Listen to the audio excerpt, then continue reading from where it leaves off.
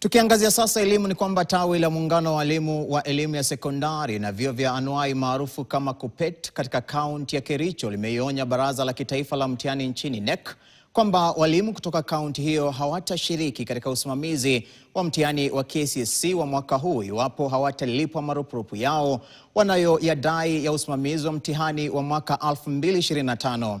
Akizungumza katika shule ya sekondari ya Kipsolu iliyoko eneo bunge la Bureti, katibu mtendaji wa KUPPET tawi la Kericho Clara Chebet alishtumu baraza la NEC kwa kushindwa kuwalipa wasimamizi na waangalizi wa mtihani wa KCSE mwaka mmoja baadaye baada ya kusimamia mtihani huo wa kitaifa. Ili amwombee mhubiri wetu wa leo kisha tutaenda.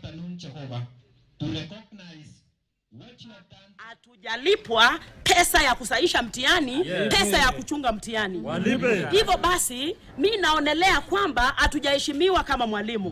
Na hivi ndo naanza leo zawadi yangu ya kwanza kwa walimu ni kuweza kuambia NEC, lipeni walimu. Lipeni walimu. Walimu wetu wamewekwa kwa muda sana na tumejulikana sana kama Kericho kwamba sisi ndio tunaanza hii maneno yetu ya maandamano.